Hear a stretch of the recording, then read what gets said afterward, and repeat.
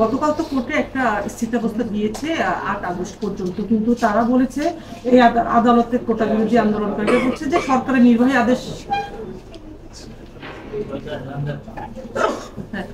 তারা সরকার নির্বাহী আদেশের অপেক্ষায় আছে। তারা আসলে এখন আজকেও রাস্তায় আছে এবং বিচার বিভাগের থেকে যে নির্দেশনাটা আসছিল সেই নির্দেশনায় আমাদের ছাত্ররা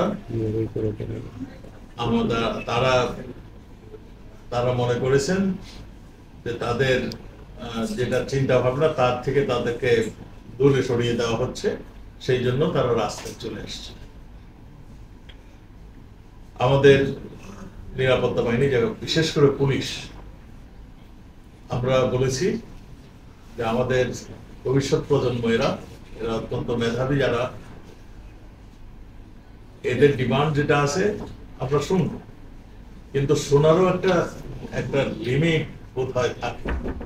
তারা বোধহয় এগুলি ক্রস করে যাচ্ছে। আজকে বেশ কয়েকদিন হলো তারা কিন্তু একই কাজ করছে। ইতিমধ্যেই আপনারা দেখেছেন সুপ্রিম প্রধান বিচারপতি একটা নির্দেশনা দিয়েছেন। তিনি স্পষ্টতর বলেছেন যে নির্দেশটা হাইকোর্ট দিয়েছেন ওইটা স্থগিত। পরবর্তী যে একটা মামলা চলছে সেই মামলাটির রায় না হওয়া পর্যন্ত এটা। আর আমি রাস্তা পরিষ্কার করার জন্য বাংলাদেশের মানুষ, এরা তো আমাদেরই সন্তান, আমি সবসময় বলছি। কাজেই এদের কথা আমরা শুনেছি, কোর্টের কথা শুনেছি। আমরা আপনাদের মাধ্যমে তাদেরকে অনুরোধ করছি, তাদের জানিয়ে দিচ্ছি, তারা যেন স্ব স্থানে তাদের শিক্ষাক্ষেত্রে বিশ্ববিদ্যালয়ে তারা যেন ফেরত চান, তারা যেন তাদের লেখাপড়ার কাজে মনোযোগ দেন। আর এটা তো বিসিএস ক্যাডার কিংবা যেই বলেন, এখানে তো মেধাবী ছেলেরাই চান্স পায়, আর যারা নাকি মেধাবী নন তারা তো এখানে চান্স পাওয়ার কোনো যোগ্যতাই রাখেন না। তো কাজে এখানে মেধাবীদেরই চান্স পাবে, এটাই যেমন সত্য, তেমনই আমাদের মাননীয় প্রধানমন্ত্রী 18 সালে যেটা ডিক্লেয়ার করেছেন সেটাই তো এখন বলবৎ করে দিয়েছেন। আর তারপরও পৃথিবীর অনেক দেশে এই ধরনের কোটা রয়েছে। অনগ্রসর মানে সেই দেশের অনগ্রসর কোন জায়গাকে লক্ষ্য রেখে তারা এই ধরনের কোটা সিস্টেম তৈরি করেছে।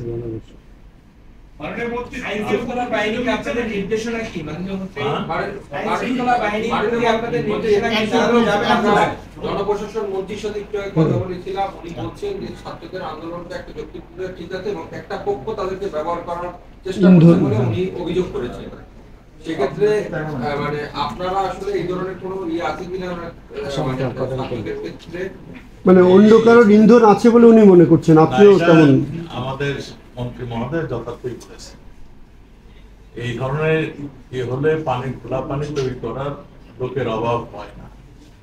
এবং আমাদের কাছে যা আমরা এখনো তথ্য পাচ্ছি যে মন্ত্রী মহোদয় একটা খোলামেলা ভাবেই বলেছে, আমরা তথ্য যেগুলি পেয়েছি অনেকেই তাদেরকে ব্যবহার করার জন্য মানে এখনো কাজ শুরু করে দিয়েছে, দৌড়ঝাঁপ শুরু করে দিয়েছে।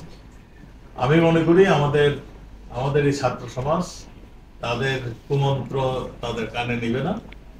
তারা যেহেতু এটা মীমাংসার পথে চলে গিয়েছে, তারা তাদের এই যে স্ট্রাইক সেগুলি উইথড্র করে তাদের ফিরে যাবে। এটাই আমি মাননীয় মন্ত্রী একটা বিষয় যে আপনি তো স্বরাষ্ট্রমন্ত্রী হিসেবে যদি আপনি কি মনে করেন যদি তারা এই আপনাদের আবেদন নিবেদন এবং মহামান্য হাইকোর্টের যে আদেশ এই পরিপ্রেক্ষিতে যদি তারা ফিরে না যায়, তাহলে তাদের বিরুদ্ধে আপনারা অ্যাকশনে যাবেন কিনা? এখন প্রথম ঘটনা, তারা শিক্ষিত ছেলে, তারা মেধাবী ছেলে, তারা কেন স্টেটের এগেইনস্টে যাবে? আমি সেটাই বলছি, তাদের নিশ্চয়ই তারা এই সমস্ত কিছু পর্যবেক্ষণ করে তারা ফিরে যাবে। পুলিশের অ্যাকশনটা কখন আসে?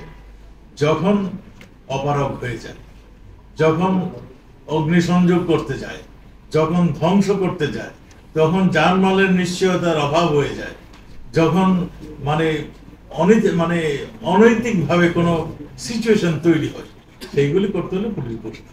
Thank you.